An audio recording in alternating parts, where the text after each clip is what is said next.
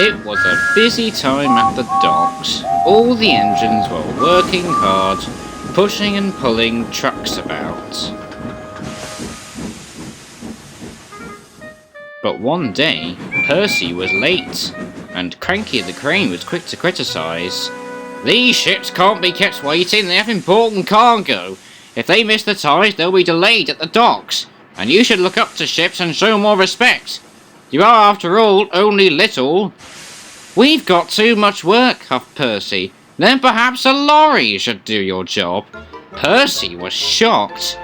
"Oh, the engines are not going to like this," he said to himself, as he puffed away with his heavy load.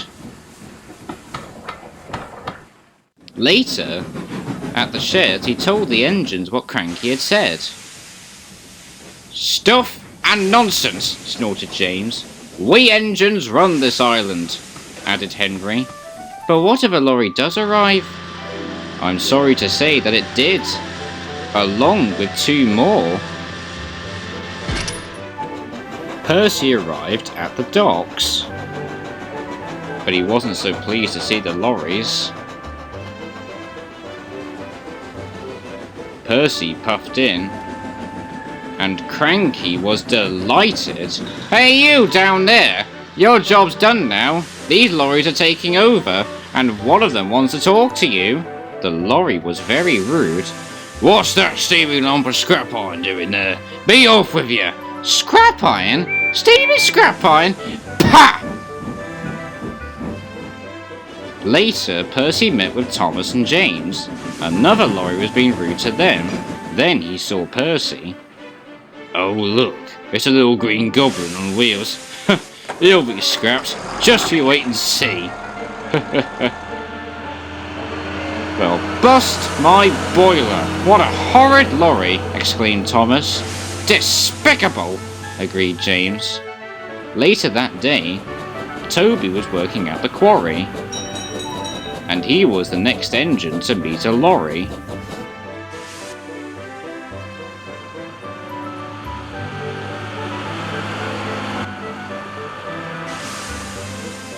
"Well, well, well. No wonder this railway's in a mess. You belong in a museum, not working at a quarry. I might look old, but I'm still very useful." "Useful? Puh!" replied the lorry. "Just you toodle off." "Toodle?" sputtered Toby. He was not liking this lorry's attitude. Then his driver spoke up.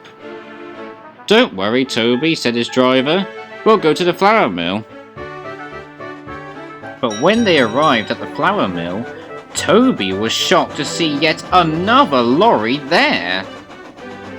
"What are you doing here?" he said. "We 3 are doing your work now. You're too slow." "No, I'm not," hissed Toby. He tried to complain to the miller, but it was no use. "I'm sorry, times are changing, I'm afraid." "Toby might be old," replied his driver, "but he's reliable. Come on, Toby, we'll go to the farms. They'll still use us." Toby trundled sadly away. His railway ran through a narrow gorge, but vehicles had to tackle the steep and dangerous road. Toby trundled miserably along. But when he arrived, he saw the lorry from the quarry again. It was loaded with rock.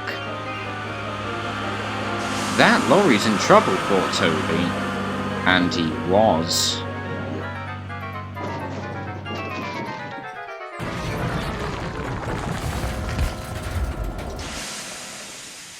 The driver was thrown clear.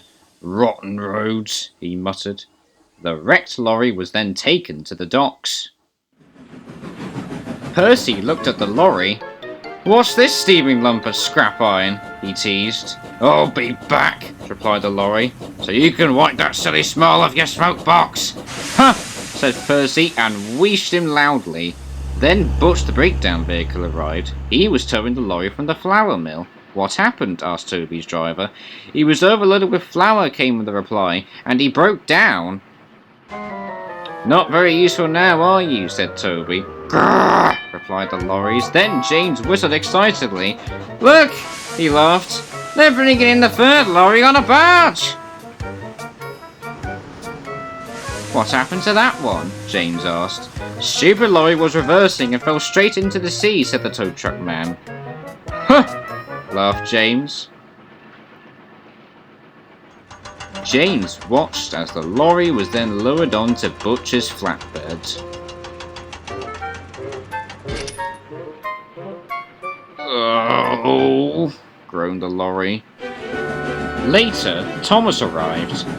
He looked at the 3 lorries and laughed. Well, well, well, the brothers Grimm. Smashed, broken, and sunk. You 3 were never useful from the start, laughed Thomas. Goodbye. And he puffed away. The lorries didn't return. And the engines now worked even harder to make sure that they never will.